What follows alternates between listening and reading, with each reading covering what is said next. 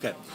All right. Good morning, everybody. Thank you for your patience. We are going to, at this time, at 10:04, call to order the Salary Board meeting for Center County, and we're going to accept any public comment that is not on our agenda today. Is there any public comment not on the agenda? Seeing none, we do not have any meeting minutes to approve for our Salary Board, but we do have two sets of action items. The first one is for our Court Administration Office, and this is to approve the rate of Rebecca Kirsch, and President Judge Pamela Ruest is appointing Ms. Kirsch to full-time Department Clerk 3 in the Court Administration Office. Is there a motion to approve the rate for Rebecca Kirsch? Motion to approve the rate for Rebecca Kirsch. Second. It has been moved and seconded. Any final discussion on the motion? Hearing none, all in favor say aye. Aye. The motion has carried. Okay. All right, and we have two items for Adult Services, and we'll welcome up Faith Ryan. Good morning, Faith.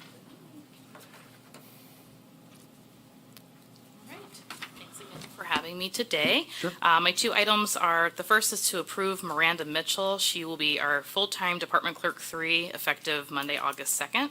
I'm requesting that she start at grade A, step B. She does have experience in the field and doing the type of services that we're requesting of her. And then my second request is for James Hines. He has accepted a full-time caseworker 1 position. He has extensive background in the field as well, so I'm requesting that he start at a 10, step 3. And he will also start August 9th. Okay. Thank you, Faith. Any questions on those two items for Faith? And these are all directly related to, Yeah, our caseworker 1 is directly for our caseworker services for our rental assistance programs. He will actually be focusing on our HAP, RAP, and FAIR and ERAP case management. And then our department clerk, of course, is our helping with our day-to-day operations and support staff. Hearing no other questions or comments, we will look for a motion to approve both items. Motion to approve both adult services items. Second. It has been moved and seconded. Any final discussion? Hearing and seeing none, all in favor say aye. Aye. The motion has carried. Thank you, Faith. We'll see you again, See you in a minute. Yep. Board of Commissioners. We look for a motion then to adjourn the Salary Board at 10:07. Motion to adjourn? Second. It's been moved and seconded. All in favor of adjourning, do so by saying aye. Aye. The motion is carried. We should say, since we are not going to be meeting next week for our Commissioners meeting or this Thursday, we're taking care of some Salary Board and personnel items on the Board of Commissioners agenda. So it may look different from folks viewing at home.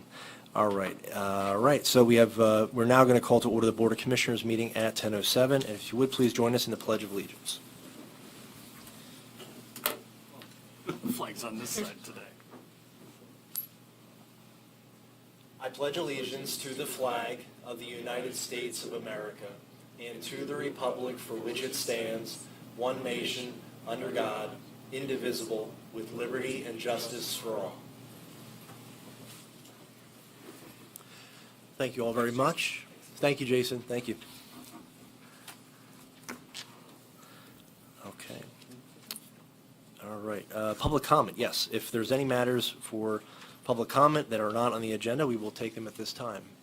Seeing none, we will accept public comment as each item is under consideration. We're going to move to our meeting minutes from July 20th and look for a motion to approve those minutes. Motion to approve the July 20th meeting minutes. Second. It has been moved and seconded. Any final discussion? Hearing none, all in favor say aye. Aye. The motion is carried. Okay, so we're going to be turning the floor over to Mickey Hartranft. We have a proclamation that she is passionate about and wants to bring more awareness to, and we're pleased to have her here. And so we'd like to turn it over to you, Mickey, to talk a little bit about the importance and recognition and need to raise awareness about this issue here in Center County. So please. Thank you very much. First off, I want to thank you, gentlemen, for allowing me to come in and speak a little bit about a disease that's very little heard from. I mean, we're basically considered an orphan disease because we don't have any research, therefore we don't have the medications, the procedures, the surgeries, the knowledge actually of why this happens and what we can do about it. I'm just want to read a little bit about it and fill you guys in and let people know what this condition is. Gastroparesis, which literally means paralysis of the stomach, is a condition little known to the public and often misunderstood by healthcare professionals, researchers, legislators, and others. Gastroparesis, or GP, is a digestive motility disorder in which the stomach muscles fail to contract and move food through the stomach to the intestines at the proper rate. This delayed or slowed emptying causes symptoms such as nausea, vomiting, GERD or acid reflux, feelings of fullness after only a couple bites, bloating, stomach and or abdominal pain, which often leads to debilitating and sometimes life-threatening complications such as extreme weight loss or fluctuations, unstable blood sugars, chronic fatigue, esophageal damage, blockages of the digestive tract, dehydration, and malnutrition. Gastroparesis is generally diagnosed by the gastric emptying study, a procedure which a tiny amount of radioactive material added to a small meal is traced through the digestive tract to determine at rate which food travels from the stomach to the small intestines. The most common known cause of gastroparesis is diabetes, which accounts for about 1/3. Other known causes are neurologic disorders, such as MS and Parkinson's, some narcotics, and direct damage to the vagus nerve, which controls stomach muscles, which can happen from any kind of abdominal surgery. And then most cases are labeled idiopathic, meaning there is no known cause. The National Institute of Health estimates that 5 million people or more in the U.S. live with gastroparesis, but it's difficult to judge the true numbers because we are frequently misdiagnosed and underdiagnosed. Many patients wait months or even years for a proper diagnosis, as gastroparesis is not widely recognized. Even in the medical world, its symptoms overlap with many of those other gastrointestinal disorders, making it difficult to diagnose. I do want to give you a couple. When I was diagnosed back in 2005, it only took 5 months for my doctor to figure out what I had. And when I got it, there was no Facebook. There was no support groups. So I was very alone. I thought, does anybody else have this? Now we have between 75 and 100 groups on Facebook for support. And we have a main support group, and there's 36,000 members on that support group alone. And then we have subgroups, advocacy groups, state groups, and this is hard. In the year 2020, we had 52 deaths from that group. We've had suicides because they started taking our narcotics away. And narcotics are, for some of us, me included, are the only way we can get up and get out of bed in the morning because the pain is so severe. We've had 26 deaths so far in 2021. That's about an average of 1 a week. Last year we had our youngest was 4 years old, and the oldest, I believe was in her 70s. But the majority of them are young, in their 20s, 30s. They just don't get diagnosed, and they don't know what it is, and then they starve to death, basically. And but our website, we do have a website. It's www.curegp.org, and we also have a public community page on Facebook where you can get on and look and see if someone has it, or you think they do, how to get in touch with us and help you out in any way we can. So, get on Facebook and look up gastroparesis support page, support group, and you'll find us there.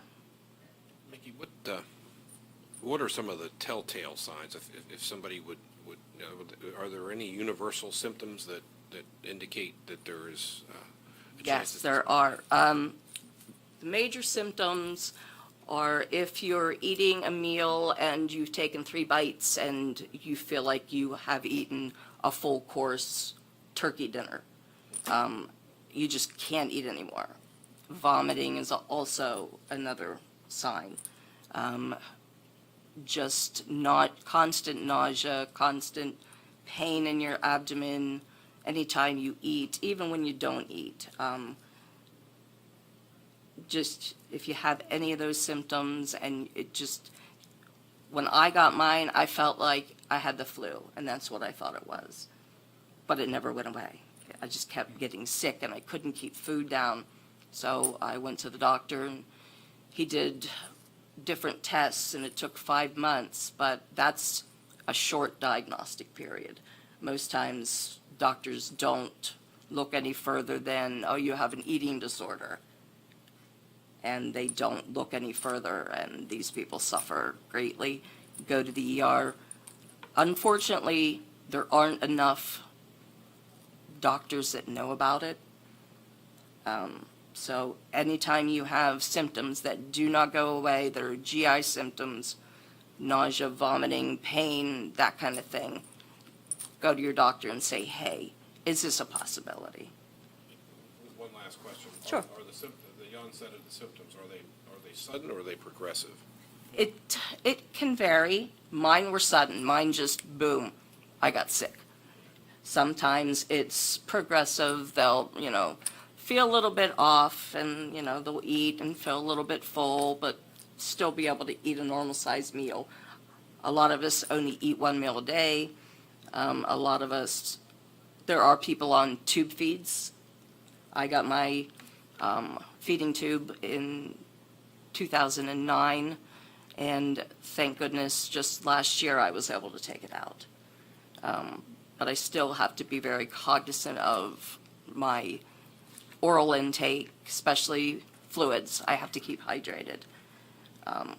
So it varies. Everybody's different. That's why doctors say, oh, you're fine. You don't have that. There's no way you have that. You don't have pain. Gastroparesis doesn't cause pain. Excuse me, tell that to all of us that are curled up in a fetal position in pain.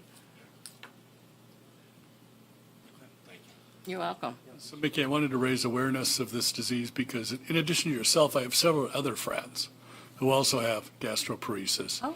And if the roughly 5 million American number is correct, that would mean we would have 1,000 or 2,000 Center County residents who are beginning to experience or currently experience this disease. So I did want to make it well known throughout the county. And you and I have been working together now for a couple of years. I think you mentioned we were the first county government in the United States to make a proclamation on this one. Yes, I wanted it to be mine. Very good. Well, we're very happy to oblige you with that. Thank you. Very much. So Mickey, thank you for continuing to raise awareness about this and how you've been, progressed and raised awareness, and also many people, bringing this to light really does allow people to evaluate their situation, and maybe again they have not known what's happening with their health, and with seeing a little bit about this, it makes them better informed about their health care. So thank you for the work that you're doing. We appreciate it. We Yeah, appreciate I've been disabled since 2010. I worked at Centercrest as a nurse and had to leave there in 2008 and was able to get my disability in 2010. But there's a lot of people out there that still are trying to get their disability. So it's difficult. It's really hard. I'm an old timer at almost 55 years old. So I do get on the support groups and help a lot of the new people and let them know that it's going to be okay. You got to just fight for that doctor. Find that doctor. I had 2 locally, and I was very lucky because they both, along with my doctor down at Temple, between the 3 of them, they saved my life. I wouldn't be here today if it wasn't for them. We appreciate you being here. Thanks, as always, for taking the time out. And I think we will now look at this time to adopt Proclamation 23 of 2021. Motion to adopt proclamation number 23, proclaiming August 2021 as Gastroparesis Awareness Month in Center County. Second. Okay. So moved and seconded. Any final discussion questions? Okay. Hearing none, all in favor say aye. Aye. The motion is carried. Okay. Mickey, thank you. Thank you, Always. gentlemen. All right. We'll give you the proclamation here. Okay. Okay. Actually, do we want to, this will be our first photo in a while, if you're okay. Oh, with that. my, yes. Absolutely. We'll come to you, Commissioner. Yeah, we'll How this works. That would be We'll come tomorrow. appreciated. Oh, sorry. And I even got my T-shirt today. Okay. Yes, I'm glad that you're feeling well enough to come this year. There we go.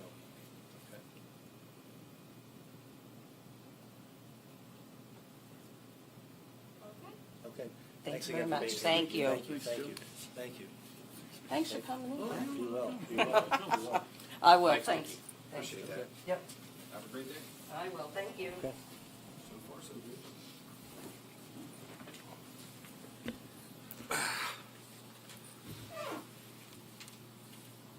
Okay, then on our agenda, next item, we're going to be having a presentation from our Deputy Administrator, John Fronick, and he's going to be showcasing the progress, a little bit, and then also an update on the Center County Correctional Facility solar array update. And again, as we know, several years ago, we had a solar array installed, and we've had some use of it. And so we wanted to just get an update of where that's at. So, John, the floor is yours. Thank you, thank you, thank you. Thank you, Commissioners. So the system has been online for a little over a year now. We've had some scheduling delays in trying to get this before you, so the data, there's about another month's worth of data that is on there, and I can point out a couple of numbers when we go through the slides.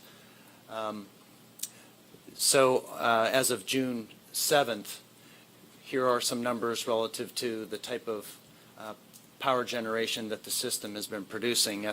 At the time that this snapshot was taking, the system was producing over 800 kilowatts and had produced 3.47 megawatts just that day. So those are some impressive numbers, actually. And to a lifetime standpoint, at that point, we were just short of 2 gigawatts. So we're talking some pretty significant numbers. From an environmental standpoint, as far as offsets go, the system has basically offset the equivalent of 150,000 gallons of gasoline usage. It has saved almost 1 million gallons of water, which would be used through steam plant energy generation.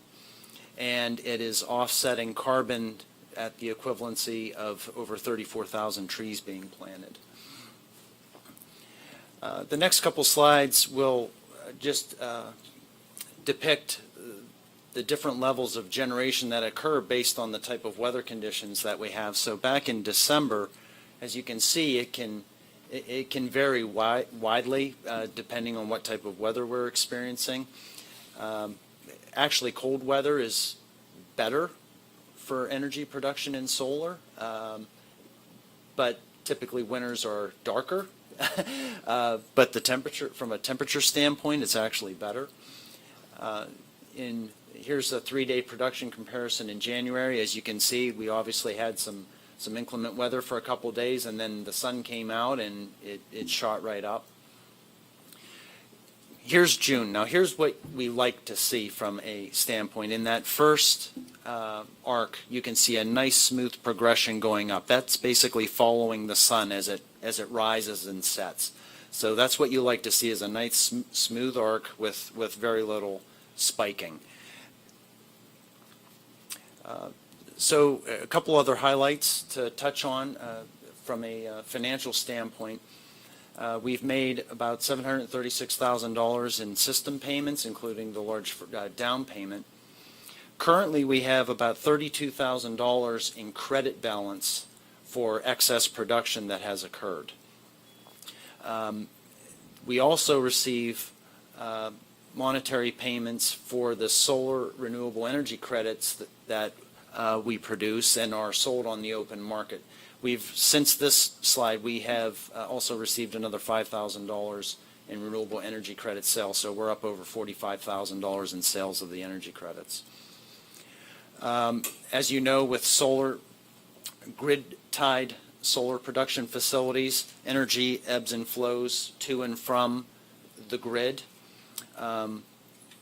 based on, when the sun goes down, obviously your energy needs are still there, so you draw power from the grid, but when the sun comes up, then if you're making more than you're using, you're pushing energy back into the grid. So at this point in time, we had received 845,000 kilowatt hours from West Penn Power. However, we had pushed to West Penn Power over 1 million kilowatts, over a gigawatt. Just some other numbers from an annual standpoint showing on this. Our peak production was in July of last year, where we produced over 192,000 kilowatts in that month, and our low month was obviously in the winter was December. Of note, though, we had 19 days of significant impact from inclement weather, and we had 4 days downtime in August due to system maintenance. Now, that December number, even though it's low, is actually fairly good considering, because the county had purchased bifacial panels, meaning that this system produces energy from both the upward side and the lower side. So when there's snow on the ground and the sun's hitting that snow and reflecting light up, we're actually generating energy indirectly in that regard. Just a couple notes. In going through the contract, there are some key points to just touch base on. We have a component in there called biennial reporting, meaning that the system is guaranteed to generate so much energy. And if we don't meet those points, we can receive some credits back from the installer. But given that we are generating so much during these peak times, that can be offset, looking at it from an annualized basis. But basically, the biannual reporting will be coming up here in January. From a buyout opportunity, as you may recall, the county had several contract structure options, and an option E was chosen, which provides for several buyout opportunities over the life of the system, the first of which arrives in May of 2025.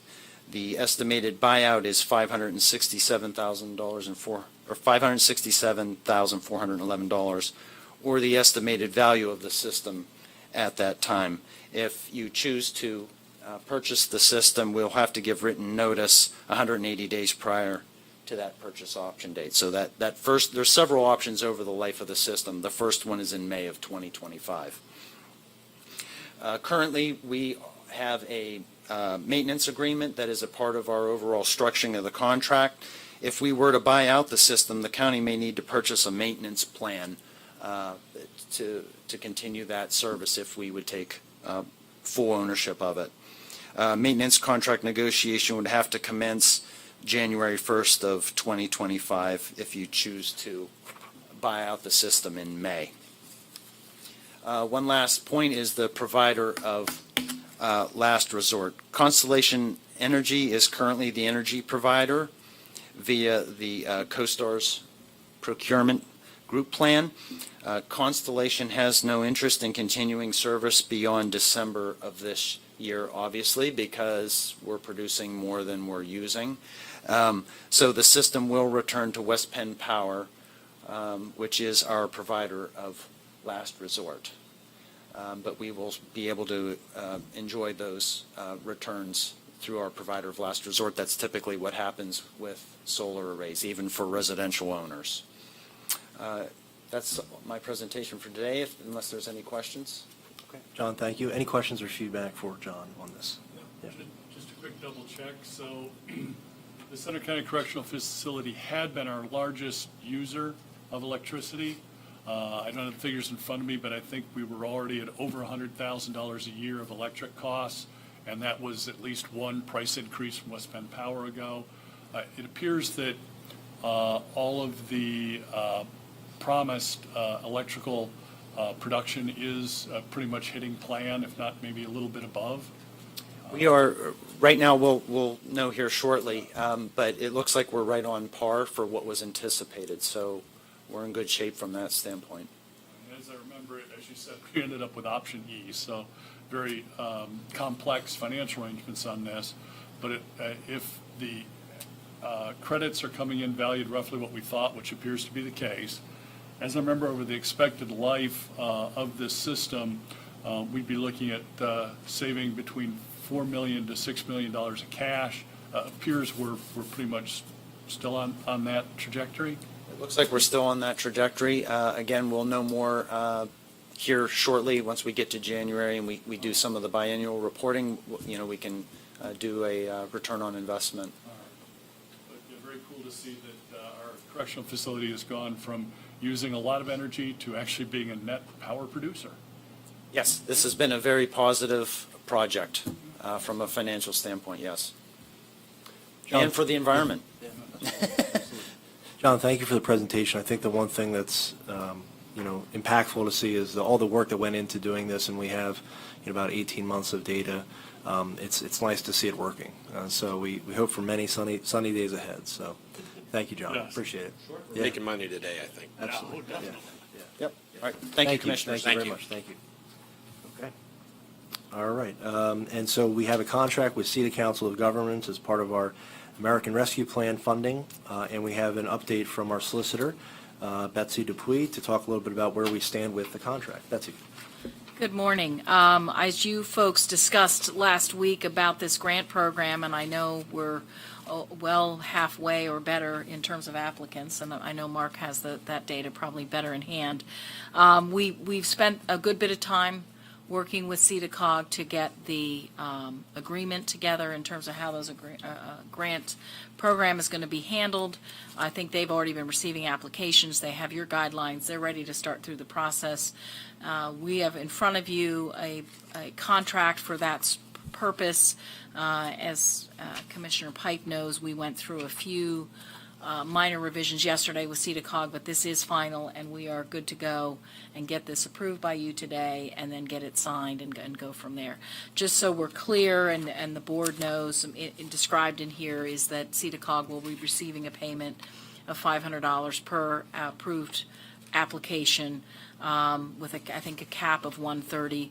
We also agreed as part of this, since they are technically operating as a subrecipient, we agreed that if they had any additional audit costs related to the single recipient process, that we would pay those, and those can be paid out of the ACT money. Your consultant, Kim Stank, said, that was all good, and we've appreciated having all of her advice, since there have been numerous federal regulations coming out about this, although nothing has changed since the early part of July, so that's good news. But in any event, and CEDACOG is comfortable, their sort of baseline of whatever those requirements are going to be the dates of the agreements with the third-party recipients, so that as of that date, they will know there's a fixed, what their fixed responsibility is in terms of evaluating the expenditures and the proposed payouts to these recipients. So I don't know if any of you have questions. It's just proven to be a very popular program, a lot of interest out there in the business community because it takes an average of about 15 minutes to apply. Based on the first batch of grants received in just the first 3 days, the average grant is running over $10,000 as expected, and a large fraction of applicants are on a list for potential approval. So at this point, probably in the ballpark of half the money is already pretty much committed. But thanks again, Betsy, for your help on this. I know you were on vacation. You were looking at it. Margaret worked hard, had some help from planning and other departments as well. Thanks. Thanks, Betsy. Yeah, I think the key with this is this agreement really allows us to use it. Each grant's going to be different. Each allocation is going to be different from the American Rescue Plan we do externally, but this really does help us have a boilerplate as we go forward, and really is a good precedent. So it's good work for today, but also for the future as we put this money out there. So thank you again, Betsy. We would look then for a motion to approve the contract with CETA Council of Governments. Motion to approve the contract with the CETA Council of Governments for the administration of the Center County Commissioners Small Business Grant. I will second that. It's been moved and seconded. Any final discussion? Hearing none, all in favor say aye. Aye. The motion has carried. Okay, thank you again, Betsy. All right, we will welcome up Natalie to discuss some of our human services items for CYS and MHID-EI. Good morning, Natalie. Good morning. Sorry, so before the board today, on behalf of Children and Youth, we have two different blocks of contracts for you. So the first block is contracts that were for fiscal year 2020 to 2021. Typically, what these contracts are about are, end of the fiscal year decisions that we do with families in terms of residential programming. So it might not have been a contract that we had with a provider, but as the fiscal year ended, we needed to seek out their services on behalf of a family or children. So these are why they come in this time of year, is to shore up the contracts that we did with individuals. And I know by looking at the providers that we have here, a lot of it was specific to individual family and needs that we had to have. So the contracts total A through E on number one, $93,100, with the county's portion being $28,670 as part of our requirement of match for children and youth budget. So the second contracts are for fiscal year 21-22 as we enter this year. These are, again, the ones that you have on here primarily for residential services. We also have a couple in the back for daycare providers. But these are really some of our larger contracts when it comes to the residential needs of children that are in our care and custody. And so they're located throughout the state. They help in terms of specialized needs and care, but also still accessible to families, for visits as we work with those kids. So those contracts total $503,000, with the county share being $151,600. Okay, thank you, Natalie. Any questions, comments for either fiscal year 2021 or 21-22? Okay, all right. Okay, all right, we look for a motion then to approve. Motion to approve the Children and Youth Services contract renewals for 2020 and 2021. Second. It's been moved and seconded. Any final discussion? Hearing none, all in favor say aye. Aye. The motion is carried. Okay. So on behalf of the MHD office, you will see some contract addendums now through the rest of August, and this is just us finishing up our fiscal year. So funding that we have available, we reach out to our providers to see if there's services that went beyond their contract, see if there were some special needs, special situations that we want to support. And so the next few weeks, I'll be coming to you with some of those contract addendums, and this is one of them with our Youth Service Bureau. This is for their what we call our mental health housing support services. We call it Declutter. And so this is that service that they provide to us. And so we provide an additional $6,000 in support for individuals that are affiliated with the MHD office that use the Declutter program. And so that will finish their contract out, particularly for this, for $80,000. Okay, thank you, Natalie. Any questions on this one? Okay, hearing none, is there a motion to approve? Motion to approve contract addendum number 2 with Center County Youth Service Bureau. All right, it's been moved and seconded. Any final discussion? Hearing none, all in favor say aye. Aye. Motion is carried. Okay, thank you, Natalie, very much. For our housing satisfaction piece, we'll look for a motion to approve the satisfaction piece for Edward and Lauren Parker, and this is a premises located in Milesburg Borough. Would there be a motion? Sure, and it sounds like that's for the first-time home buyer program. That is correct, yep. Great program. Absolutely, yep. Motion to approve the satisfaction piece for Edward and Lauren Parker. I will second that. Been moved and seconded. Any final discussion? Hearing none, all in favor say aye. Aye. The motion is carried. Okay. And we'll jump into grants now. It was easy. So on behalf of the Mental Health and Intellectual Disability, Early Intervention, Drug and Alcohol Office, and Adult Services, we have before the board today our fiscal year 21-22 Human Service Block Grant Plan. As the board is aware, we have been a block grant county since 2012. And so we are, as much as we get into the groove of doing our plans every year, they still change. They still have updates, and they still are released at different times throughout the year. But we were given this plan roughly 60 days ago, a little short of that. And so this, on behalf of the staff, they completed this plan. I believe it's about 77 pages long. It is posted on our county website, and as well as our budget is posted on the county website for review. We held 2 public hearings on July 6th and July 7th to review those plans. It might have been the 5th and 6th. But we held 2 public hearings. We did them virtually this year. We were still given the opportunity to, and a lot of counties had still opted for that. So we held virtual hearings. We heard from both providers and community members regarding the variety of services that we offer in this plan. And really this year, what I would summarize, like the best that we can for this, is we really are looking to maintain this fiscal year. You know, we've had a lot of changes in some of our programs over the last 2 years, whether that's mental health services with crisis and outpatient vendors, whether it's been adult services with the increase in the housing assistance, drug and alcohol has had additional money coming through with grants that we've done.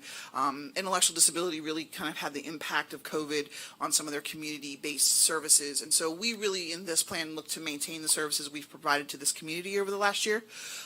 Areas that we are willing to look at and expand is housing and adult services. Earlier this year, we created an adult services caseworker position that's now embedded into our plan full-time. We were able to highlight that service and the work that that caseworker is doing. It's now in the plan, as well as we are converting our housing case management position that is done by Housing Transitions. They will be embarking on a new venture through our Continuum of Care Homeless. It's the HUD funding that we receive. They will be looking to establish a walk-in center type to assist homeless in our community. And so taking that housing case management position and making it more of a housing supportive services position for the community is what we will be doing with that. And so that's noted in our plan as well. It's an allowable category we can do. Intellectual disability is really going to focus on education and employment over the next year, so we outlined those services in it. Substance abuse continues for us to be an area that we really try to promote, that there are services, whether that's inpatient or outpatient, recovery supports, housing supports. So we really outline that. With the additional funding that we receive, we really use the block grant for those individualized needs that come across our desk for individuals with substance abuse. The staff are really great about making sure we can connect them to the proper providers that we have in our community. And then finally, mental health. As we all know, I've been before the board recently about some grants that we have been provided the opportunity to apply for and receive. And so while block grant funding, you will read about them in our plan, you know, we might backfill it with some block grant funding if we need it. But this will let us over the next year look at some of the services that we spent funding on that we're reallocating. Our residential program in particular will now spend the next year kind of seeing how we can reallocate it within our block grant plan. We will be looking to expand our outpatient services. As you know, we had that outpatient provider close in February of 2020. We'll be looking to see if we can seek further outpatient providers in our community, as well as making sure that we are maybe possibly reaching some of those outlining areas in our community as well for supports. And then as well, we look at specialized populations, veterans population, youth, aging population. We really kind of highlight the areas that we do for that, as well as suicide prevention services. We highlight. And then the final note I will say is, while our plan, as I said, is specific to mental health, intellectual disability, drug and alcohol, and adult services, the rest of our human services departments can be impacted by this funding. We are able to provide support to aging. We're able to provide support for children and youth. I will say in particular this year, we had families that bridged those departments that needed some specialized help. We were able to use block grant funding to assist that, to help offset some additional services that maybe children and youth were doing. And we're also previously in the past have been able to help transportation. So it really is our human services structure. It's $6 million. It provides us with that flexibility that we have been since the beginning as a block grant county, and we continue to support being a block grant county. And we hope that the plan meets those needs. Once the plan is finalized, we'll put the final plan up on our website, as we do every year.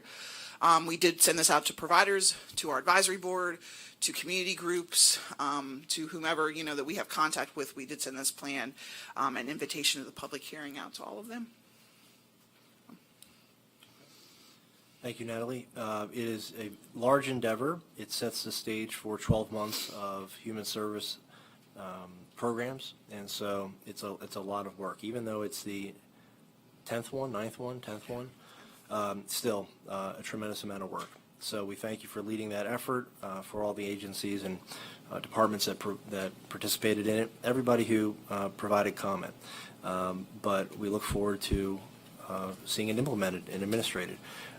We look for a motion to approve the Human Services Block Grant for this current fiscal year. Sure, we'd also like to thank the state legislature for providing the Yeah. overwhelming majority of the funding. Absolutely. So a motion to approve the fiscal year 2021 to 2022 Human Services Block Grant Plan. I will second that. Okay, any final discussion, questions?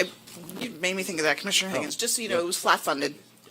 No additional funding, some slight movement around certain areas, but we are still pretty much level as what we have been. And it is for a full year.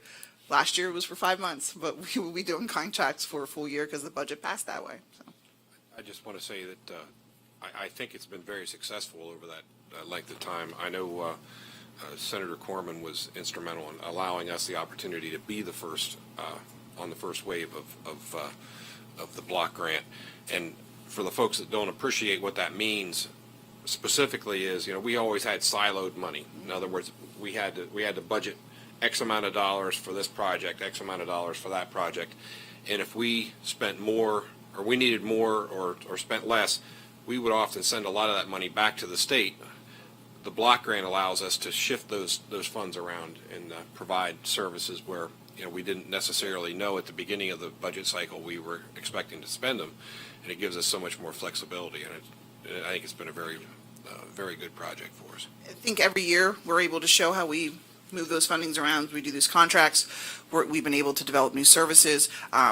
Particularly right in the last year when we did have a lot of our community-based services being closed, because of the impact of COVID, our residential providers had great needs to make sure that we kept our residents safe, to staff it 24/7. So that ability alone, like you said, Commissioner Anderson, that we were able to shift money around that typically we'd send back was another great example of that this year for us. So we appreciate the opportunity to be a block grant county. And we can allocate some of those resources forward as well.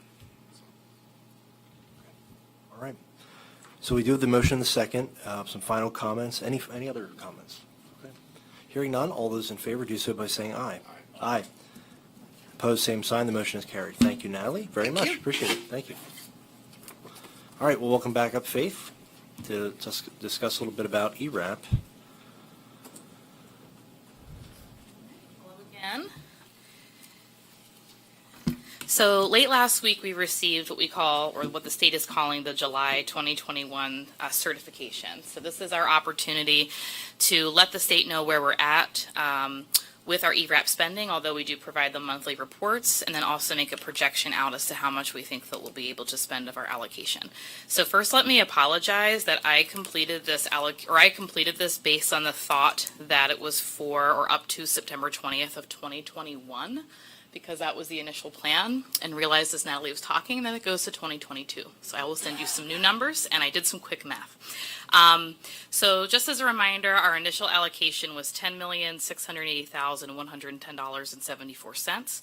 The amount expended that I have listed of over $1.2 million is as of June 30th. So as July is wrapping up, I will get our admin costs and our invoicing from Service and Access Management to determine how much we spent in July and complete that appropriate report. So as far as amount obligated, I took a best guess at $500,000 because that's where we're trending. We're trending at $500,000 a year, or a month, excuse me. So with that, that would take us a little over $1.7 million today that we would have spent in the program. So with that, we have just shy of $9 million to go, and we have spent 16% of our total allocation. So again, with my error, I had projected that by September 20th of 2021, we'd be able to spend another $5.6 million with the hope that then the timeline would be moved forward and we would spend all $10 million by possibly the end of the year or moving into next. Now, this is assuming that we would be able to process all those applications at that time. My projection is based on our current need. So if I look at September to 2022, we could be looking at another $5+ million on top of our current allocation that we may need. We also know that ERA 2, Emergency Rental Assistance 2, Part 2, is coming, and the allocation will be very similar. So it is possible that we would receive those funds by that point. We'd be tapping into that program if for some reason there weren't funds available for ERA 1. So just to kind of give you an idea, we are typically seeing that on average, we have applications we're approving at $4,491.78. That's the average every month of what we're giving in assistance. But as you're aware, some of our highest awards at one time have been $24,000, $17,600. I mean, really significant money for people. And this is also based on the facts that we have right now, that as of yesterday, we had 649 applications pending. And I am finding through a lot of kind of our manual tracking that as we get into mid-April, end of April, we're looking at one application per applicant. So March was a really intense time where we had people applying 3, 4, 5, 6 times because they were panicking. They didn't think the system was working. They don't get like an email from Compass, and there's no user password system like there is with food stamps and medical assistance. So we had a lot of people get nervous. As time has gone on and through all the outreach in our department and all the time we spend talking to people calling in, we've been able to explain to them, like, please don't resubmit. You're in the system. We just need the one, and they've also been able to provide us our supporting documents. So as we move into the wait list or the pending list, we're finding that applications are more commonly complete, which is great for us because then we can move on a little bit quicker and not have anything bottleneck too much. And this is also based on the fact that we receive approximately 50 applications a week. So I expect that to ebb and flow. The reason for that is people can come back for assistance up to that 12 or 15 months. And sometimes they may not come back right away, but they will come back in the future if something happens. Unfortunately, we're also seeing a resurgence in COVID, which could impact, people's situations or lengthen their situation, even further. So, we are in pretty good shape. I mean, it is really hard to say exactly when that amount will be spent, but again, my focus for this report is what do we currently know we have in need and what is our projection of what the need will be, because we want to emphasize to the state that, thank you for $10.6 million. I feel very confident we can spend it if we're given the time to spend it. We are not seeing a short. We are not advertising. There are counties out there that are advertising. We haven't had to in Center County, and the applications keep coming. I am proud of our department. I am proud of our providers because they are the ones that are talking to people about it. But we're not in a situation where we're worried about how we would ever spend this kind of money if we were given the time to do it. So, again, my apology for providing you an incorrect document. I'm going to go back and fix it right away so you have something appropriate to sign. It is due to the state by Friday. And hopefully we tell them a good narrative, and hopefully things go in that direction, which I imagine they will. Thank you, Faith.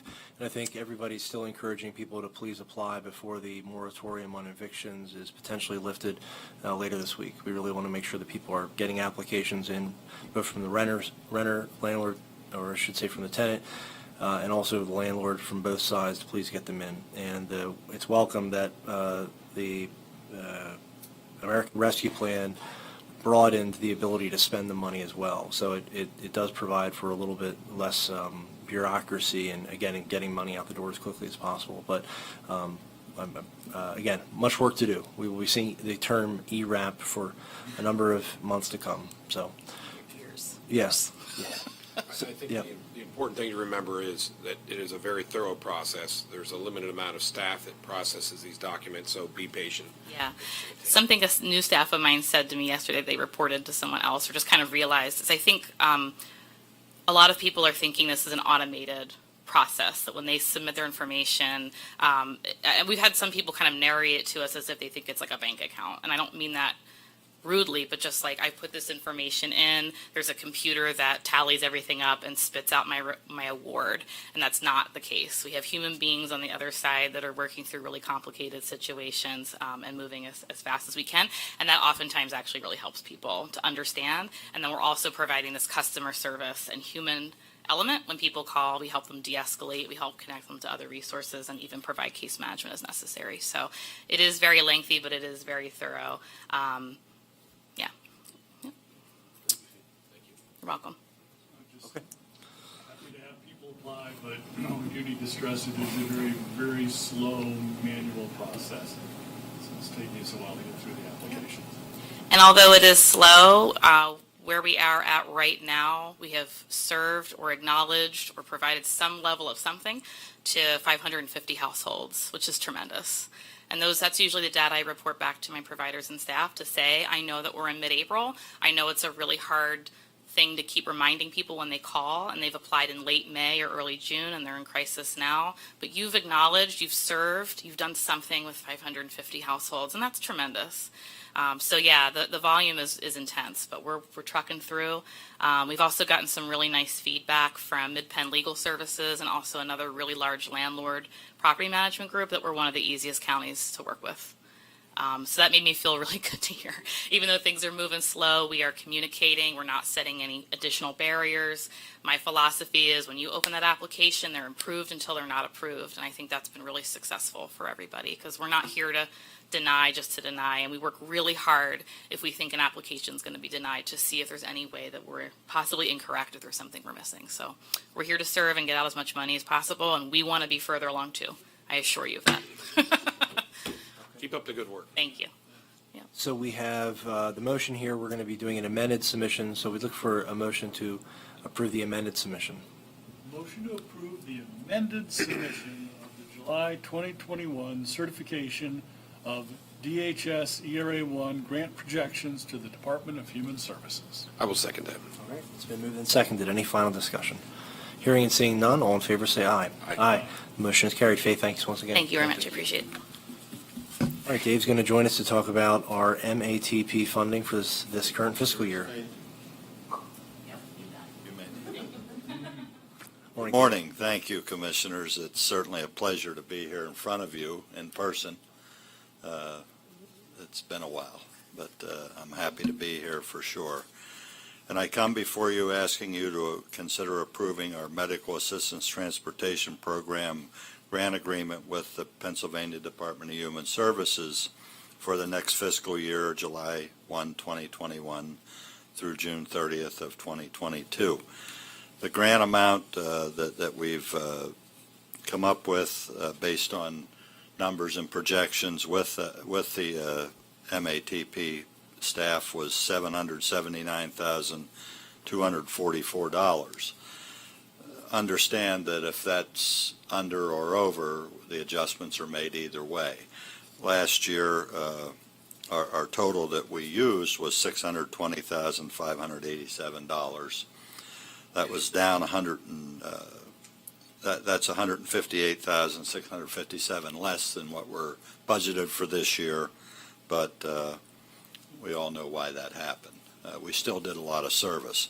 I do want to give a big shout out to the MH department because with their support that's not included in these numbers, that puts us pretty close, probably $1 million of our transportation is funded through the state in that respect. So we do a lot of support work for their people for various programs. So it's a pretty big number. We're happy. Hopefully we'll need more. You know, it's always nice at the end of the year that they owe me money. I never like having to give money back, but it works out, and with the help of SAMS and our finance people, that's all handled appropriately. But that's what I asked today. Dave, thank you very much. Any questions or comments, feedback for this MATP item? Is the MATP program a break-even then? Yes. Okay.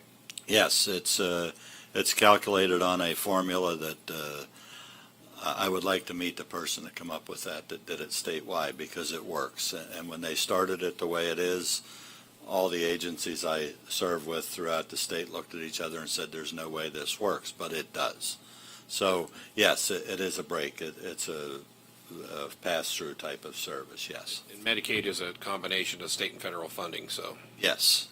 A lot of federal goes into that, some state, but a lot of federal funding goes into that program as well, yes. Okay. All right, then we'd look for a motion to approve this. Motion to approve the fiscal year 2021-2022 Medical Assistance Transportation Program grant agreement. I will second that. All right, been moved and seconded. Any final discussion? Hearing and seeing none, all in favor say aye. Aye. Motion is carried. Dave, thank you very much. Thank you. Okay. Carrie is next, and we're going to talk about our PCCD allocation for this year. Good morning, Carrie. Good Good morning. Just come before the board today for approval to sign the award letter for the acceptance of $130,000 in state funds from the Pennsylvania Commission on Crime and Delinquency. This is a reoccurring grant that we get every year. This will fund our DUI, our drug court, and our intermediate punishment programs from July 1 of 2021 through June 30th of 2022. The board approved the submission of this grant back in April of this year, and this is just a process formality that we have to do with the state to accept the funds. These funds are used for a variety of things, including salaries, a little bit of benefits, drug testing, treatment-related costs for services in the probation department. Okay, thank you, Carrie. We've seen this every year so far. It looks like it's flat funded. Yes. Okay, all right. Would there be a motion to approve the sub-grant? Motion to approve the sub-grant award notification from the Pennsylvania Commission on Crime and Delinquency. Second that. All right, it's been moved and seconded. Any final comments? Okay, hearing none, all in favor say aye. Aye. Motion carries. Thank you, Carrie. Thank you. All right, and for our Planning and Community Development Office, we'll welcome up Ray to talk about payment number 2 for RACP, Titan Energy Park. Good morning, Commissioners. Morning, Ray. Yeah, we received payment number 2 from Delta Development on behalf of Titan Energy Park for submission to the Commonwealth of Pennsylvania Governor's Budget Office in the amount of $1,947,726. This payment aggregates payment number 1, which the Commissioners approved previously, of $976,181, and payment number 2 equals $971,545. And we would ask the Commissioners consider signing the payment number 2 for submission to the Office of Budget. Okay, thank you, Ray. Any questions or feedback? Sorry, I think most of this grant went to rehab the old Titan Metal building. You can practically see out the windows here. That's correct. That contains Axman Brewing, Titan Market, and I forget the name of it, the new cidery that'll be going in very soon. That's correct. Okay, good. Yeah, much of the construction includes roof work, painting, infrared heating. You've probably seen it in the building, but yes, it continues. According to Teresa at Delta Development, Teresa Sparacino, they're at about 78% complete. Right. Excellent. Okay, thank you, Ray. All right, we look for a motion to approve the submission. Motion to approve the submission for the application of payment number 2. Second. It's been moved and seconded. Any final discussion? Hearing none, all in favor say aye. Aye. The motion is carried. Thank you, Ray, thank you Commissioners. again. Appreciate it. We'd look for a motion to approve our consent agenda. Motion to approve today's consent agenda. Second. It's been moved and seconded. Any final discussion on the consent agenda? No. Hearing none, all in favor say aye. Aye. The motion has carried. Okay.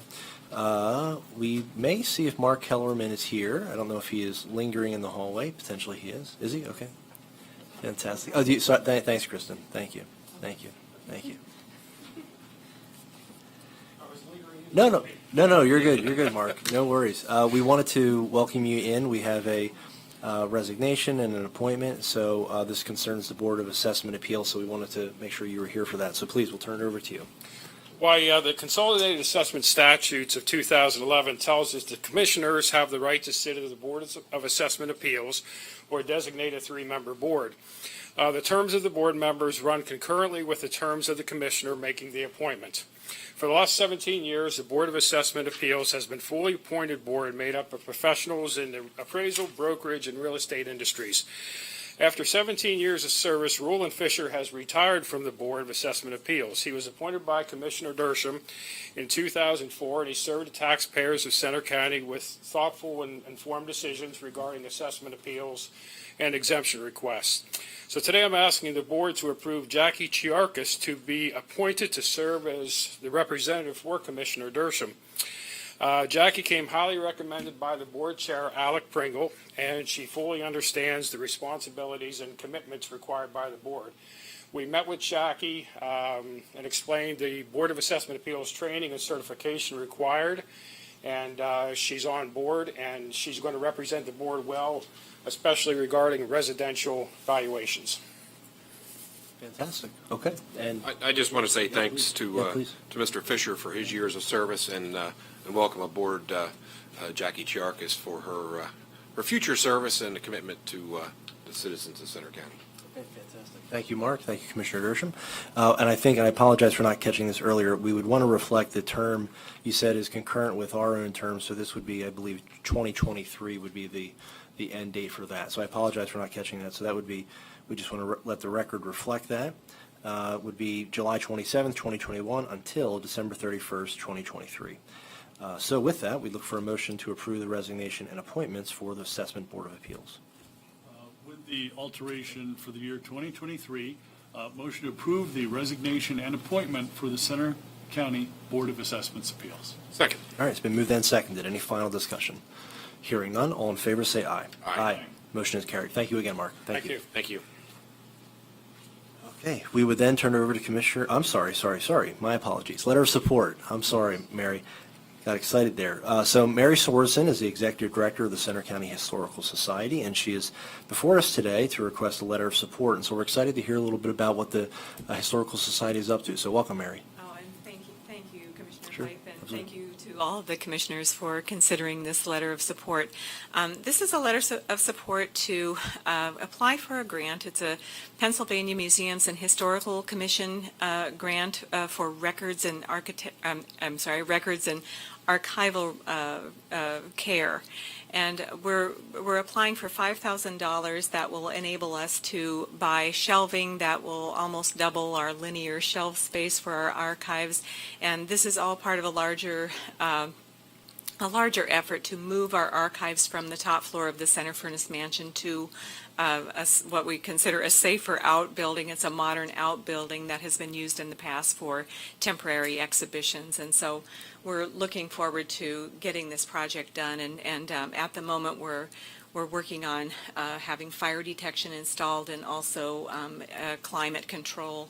And so this grant will enable us to buy shelving and new archival housing for the archives and disaster kit materials and so forth. So this is very exciting for us, and we're pleased to be moving forward with this.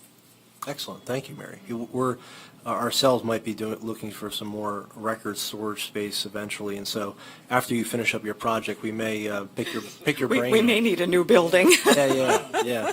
So we may be interested in seeing how you laid things out and did things. So thank you. So we're excited for this opportunity. We wish you the best of luck with this, and I think we'll be unequivocal in our support for the letter of support for your historical society. So would there be a motion?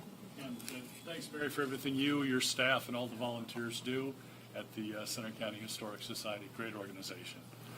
Motion to approve the letter of support for the Center County Historical Society. All right, it's been moved and seconded. Any final discussion? Thank you very much. Keeping everybody's heritage intact. Yes, important. All those in favor do so by saying aye. Aye. The motion is carried. Thank you, Mary, very much. Thank you. All right, Commissioner Higgins, the check run. Sure, we have a very average-sized check run of $1,448,287.01. The checks of the week are to the Center County Youth Service Bureau. We kind of mentioned that a little bit earlier during our report. They're for a broad variety of services to youth and families in Center County, and just in 1 week, it totals $116,154.91. So I would like to make the motion to approve the check run dated July 23rd. I would second that. It's been moved and seconded. Any final discussion on the check run? Hearing none, all in favor say aye. Aye. The motion has carried. Okay, thank you, Commissioner. And so, as we mentioned earlier in the agenda, it'll look a little bit different for a Tuesday agenda because we do not have a personnel commissioners meeting this Thursday, and we're also not going to be meeting on Tuesday of next week. So we wanted to hammer some of these out. And Kristen, we do have a place if you wanted to join us up here, and see if Warden Shell is potentially out in the hall. Can anybody? He's not? Okay, not a worry. Okay. We can handle it. We're good here. All right, so we're going to move into the personnel items. We have 4 for the correctional facility. We have 2 personnel requisitions, one for full-time CO, one for temporary full-time CO. We also have 2 leave of absence, one for Danielle Harvey, and the second is for Ty Coral. Is there a motion to approve those 4 items? Motion to approve correctional facility items 1 through 4. We'll second that. All right, it's been moved and seconded. Any final discussion? Hearing none, all in favor say aye. Aye. The motion is carried. Okay, we have Norm with us to discuss 3 items for the Emergency Communications Office.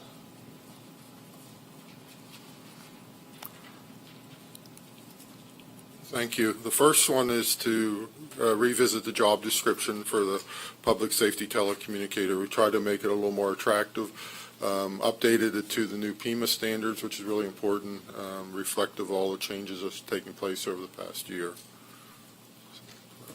All right, and if you wanted to go through all the items, or at least the first 2. Yeah, the second one is appointment of Courtney McMonigal as full-time public safety telecommunicator. She brings some experience along with her work at the post office. We're recommending to hire her effective August 16th. Okay, thank you, Norm. And then do you want to do this last one, Kristen? Certainly. So back in April of 2020, we added a 50-cent shift differential to our 911 telecommunicators as they were doing additional work because of COVID-19 when taking calls and responding.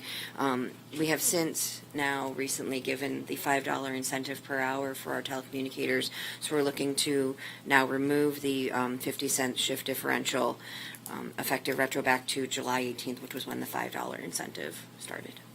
Fair enough. Okay, thank you, Kristen. All right, any comments or questions on these items? Okay, all right, hearing none, we look for a motion. Motion to approve emergency communications 911 items 1 through 3. Second. It's been moved and seconded. Any final discussion? Hearing none, all in favor say aye. Aye. The motion is carried. Thank you, Norm. I just wanted to share, we've seen significant more applicants applying for the job in the past week, so just wanted to Excellent. share We'll that. be back to complete staffing very Hopefully soon. Thank you for that, Norm. Appreciate it. Got a lot of good applicants this week, so. great. Excellent. Thank you, Norm. Okay. For our next item, did anybody, by chance, I apologize for relying on Dave or Natalie to check. Anybody out there for that one? Okay. We have a motion we look for a motion to approve the leave of absence for Suzanne Heckman, MDJ office for Judge Gillette Walker, and this would be effective July 19th, retro, to an estimated date of August 1st. Is there a motion to approve the leave of absence? Motion to approve the leave of absence for Suzanne Hackman. Been moved and seconded. Any final discussion? Hearing none, all in favor say aye. Aye. The motion is carried. Okay, and we'll welcome Natalie back up one more time. We've actually. Sorry. Yeah, we've received a request to actually strike item number 1 under MHIDEI as that transfer has not been confirmed. Therefore striking number 2. They go hand in hand. Okay, so Yep. do we need to table it or just? We can strike it for this at this point until you're ready. Add it whenever it's. Yeah, we just Okay. have to finalize some dates and internal decisions. Okay, all right. Look for a motion to strike. Is that a thing, Betsy? We're not making that up, are we? Table, let's do Table it table. indefinitely if you'd like. Yeah, we can table it. Motion to table. Okay. Motion to table MHIDEI items 1 through 2. Motioned and seconded to table. All those in favor say aye. Aye. The motion is carried. Thank you, Natalie. Okay, we do want to note for the record that President Judge Pamela Rest has approved a personnel requisition for full-time school-based juvenile probation officer 2. The coroner, Scott Sayers, has approved the personnel requisition for an on-call deputy coroner. District Attorney Bernie Cantorna has approved the personnel requisition for full-time legal secretary receptionist. Then the sheriff has approved the personnel requisition for a full-time deputy sheriff, one full-time deputy sheriff, and also a requisition for a full-time deputy sheriff 2 at the airport. We would then go down to our voter registration report. Commissioner Dershowitz. Yes, we have one today that includes 104,824 registered voters. The roll looks as such: 43,998 Democratic registrants, 135 Green Party, 681 Libertarian, 13,961 no affiliation, and 42,186 Republican voters. When you add those up and subtract from the total of 104,824, you get 3,863 other registrants. And I'd like to highlight the Reform Party in Centre County. And the Reformers have 2 registered voters here in Centre County, so I'd like to recognize them. The precinct feature of the day is precinct number 31, which is State College West 1, which votes at the Holy Trinity Orthodox Church on Sparks Street in State College. The total registration in the primary was 771. There were 321 ballots cast, which led to a percentage turnout of 41.63%. And the folks that make it happen, the judge of election is David Byerly. The minority inspector is Jolene Tessier. I hope Tessier. I'm not sure. I'm probably going to butcher that name up, but I will give it a shot. The majority inspector is Karen Stein, and the clerks are Terrell Salter and Caitlin Grady. I want to thank again the Holy Trinity Orthodox Church for allowing us the opportunity to use their facility. And we'll see you soon. Thank you, Commissioner. All right. We do want to remind everybody that next Tuesday we will not be meeting. We are going to be attending the CCAP conference, and so that'll be happening then. We look forward to seeing everybody back for our Tuesday meeting on the 10th of August. We have no executive sessions to report. Balance of our public meeting schedule is there, and also election announcements. And we have no members of the press with us today, so we would look for a motion to adjourn at this time. Motion to adjourn at 11:14. Second. All those in favor say aye. Aye. We are adjourned. Thank you, everybody, very much. Thanks.